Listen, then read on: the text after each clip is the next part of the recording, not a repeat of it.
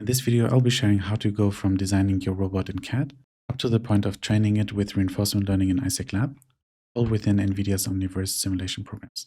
This step-by-step walkthrough, we will start by creating the robot in Onshape, a free 3D CAD tool, exported as a URDF file, the common robot description format, then import it into Isaac Sim into the OpenUSD format, tweak and verify in Isaac Sim, and then finally train it with reinforcement learning in Isaac Lab. But first, let's tackle some questions you may have. Why Onshape? Well, there are plenty of tools out there that also support an URDF exporter, which we need.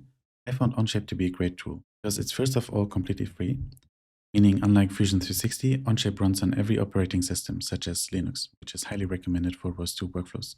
And I think one of the most important parts for me is that it had plenty of documentation and tutorials. As I know that a lot of you are familiar with Autodesk Fusion 360, there are two great YouTubers who covered its URDF plugin for Isaac Sim Isaac Lab. The first one is Nicodem with his Spiderbot, and the second one is Taser, or Taser Technical, his ostrich robot. Both are also talking about problems they faced and in general just make amazing videos. So please subscribe to them, they really deserve it. And now you perhaps wonder why even use the URDF format in the exporter-importer method. Well, URDF, short for Unified Robot Description Format, describes the robot's physical structure, kinematics, inertial properties, visual representation, and collision geometries. It is the standard format you want to use for almost any robotics task in ROS2 or Isaac Sim. For more on URDF, check out the video from Articulated Robotics. And just as an example, if we would use the Onshape importer directly in Isaac Sim from the 3D CAD file, we would be missing a lot of joint drives and the correct structure that would be needed for Isaac Lab API. So after converting it to URDF, we would import it into Isaac Sim using the URDF importer. Then we would convert it into the USD format, which Isaac Sim, Isaac Lab, and NVIDIA Omniverse in general is using. To describe it in one sentence, it's like HTML, but for 3D. There are plenty of tutorials and documentation, such as from Henry Learns on YouTube. Also, the official NVIDIA Omniverse has a great playlist. And I highly recommend also checking out the NVIDIA's free OpenUSD learning path, which you can find here. So next up in Isaac Sim, we are just doing some verifications. And finally, we are importing it into Isaac Lab. For Isaac Sim and Isaac Lab tutorials, and check out the NVIDIA's free Robotics Fundamentals learning path, and also my YouTube channel. The whole roadmap with all the resources will be available for my members on Patreon, down in the description. Okay, now let's get started. So within Onshape, I will focus on the important parts for the Onshape to URDF exporter, and not go into how to create an account or the basics. There are a lot of tutorials out there already. But before, I just want to mention that there are alternatives. There's one called Onshape URDF Exporter, which I don't recommend. However, the Onshape Robotics Toolkit seems to be a bit more advanced, as it gives you more control over the Onshape API to also customize things. However, it's not straight out of the box, and I also encountered some issues. I shared a tutorial video by Arun, who participated and was one of the winners of the first Isaac Sim tournament. He went a bit more in depth on the ROS2 part, and we are planning to do a video on the Isaac Sim implementation. But for now, let's focus on the Onshape to Robot URDF exporter.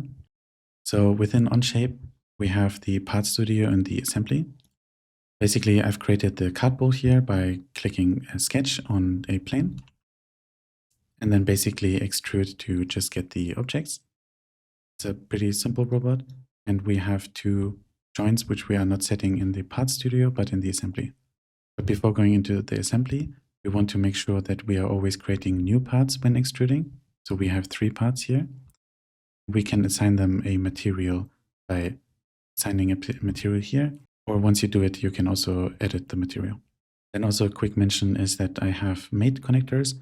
These are just helping me to basically set points or joints that I want to define. For example, in the middle of the card for it to slide. Well, within the assembly, we then want to insert the cardboard from the Part Studio. We will see that we have 3 parts. For the specific Onshape to Robot exporter, we want to make sure that the slider is the fixed joint. By right-clicking, we can fix it. I've already done it here.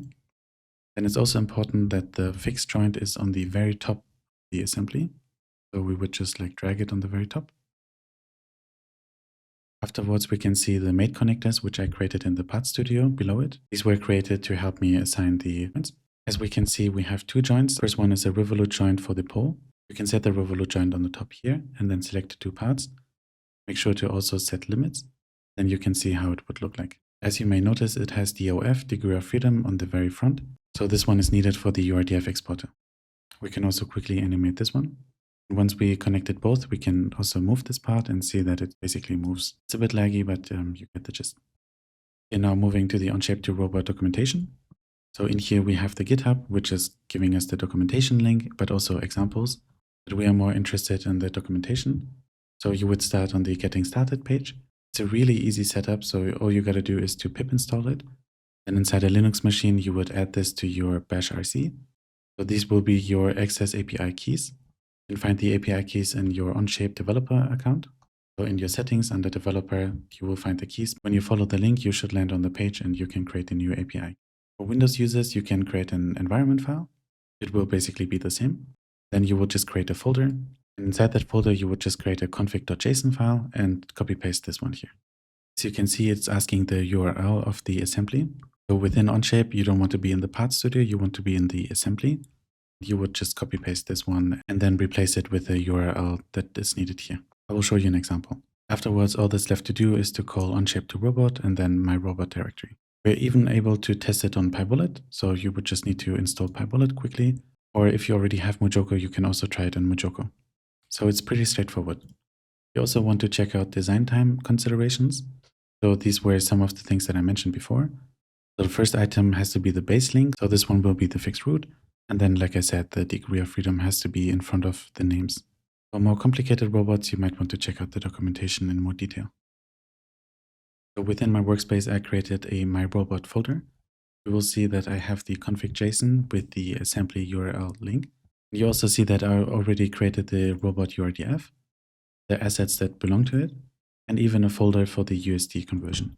But for now, let's delete these and start over again. So what I will do is to go on the assembly, copy paste this assembly URL, and replace it with the link here. So I've already installed Onshape and also set the bash RC API keys. So all that's left to do is to call Onshape to robot and then the directory my robot.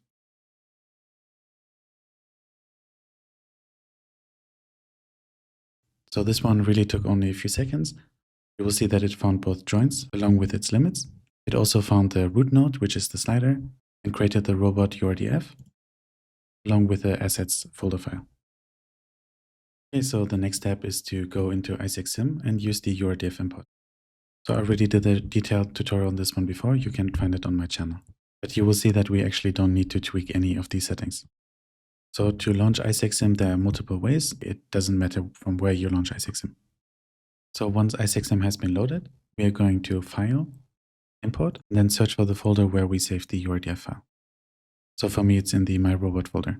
Once you click Robot URDF, the UI for the importer will appear. So as I mentioned before, if you want to understand more about the settings, you can check out the video. However, we don't really need to do anything here. We can literally just import it.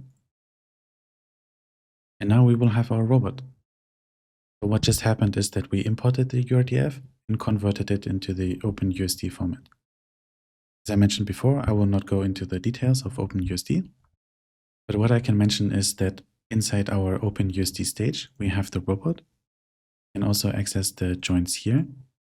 And what we will see, and is quite important for ISAC Labs API, is that we have visuals and collisions under the parts as instantiables. So the blue letter I that you can see here means that it's instantiable, and I'm planning to do a whole video on instantiable objects. But for now, just know that this is important to use parallel environments in ISAC Lab. Now that we have the OpenUSD format, we can verify if everything works inside ISAC. Inside the stage, we can filter for joints and just select all of them. So right now we can see that there's a fixed joint here, which is a bit offset because I was a bit lazy inside Onshape. We can also see the prismatic joints with its limits, and then also the revolute joint, which seems to be a bit offset, but it's actually working. To verify that everything works, we would go to Tools, Robotics, Asset Editors, and Gain Tuner. Gain Tuner is used to find better stiffness and damping values. For this one, we would first have to play the stage and then run the test. We'll insert 2 seconds and run the test. This will now basically test all the joints and all the settings. So for me, this one looks quite natural. From the test, we can see that the commanded joint is not really the same as the observed joint. But explaining the gain tuner itself would take a whole video itself and is actually already planned with a community member. But for now, I would just say that this one is running good enough to train it inside Isaac Lab. Another quick note is that we don't have to save the stage. What we can do is to go inside our workspace. We can see that inside my robot, IsaacSim already created a folder, which is called robot, and has the robot USD. It also has the configurations, base, physics, robot, and sensor USD. And what we see right now would be equivalent to robot USD. The blue arrow here in my robot is basically saying this is a referenced file. So it contains a lot of references. And the referenced files are basically these here. This would also take another video itself. But for now, it's just important that we have the robot USD here, which we can just assume to be very efficient for training in Isaac Lab. Okay, so without saving, we can close IsaacSim. Now we can move to Isaac Lab and train it. We are leveraging the already existing example for the CAD pool manager-based workflow. Within Isaac Lab, we have two different workflows, the direct and the manager one. I also have a lot of videos on these topics on my channel already, but rather to tell you what we need to change to make our robot work in Isaac Lab. So inside Cursor, I will just quickly open my Isaac Lab workspace. The only adjustment I needed to do is to go into the Isaac Lab assets. Under robots, we can see the CAD pool.py. Just need to change the USD path to my path. So I will just copy the path from here and insert it into the USD path here. So now inside my Isaac Lab directory, once I activate the conda environment, I could run the training scripts, for example, reinforcement learning, SKRL, copy the training script here. Type in Python, the script, and then the task name. You can find the task name under the CAD pool folders in it. So in my case, it would be Isaac CAD pool v0. And there's just one little change I need to do, which is to go in the CAD pool environment CFG. And we want to scroll down and disable clone in Fabric.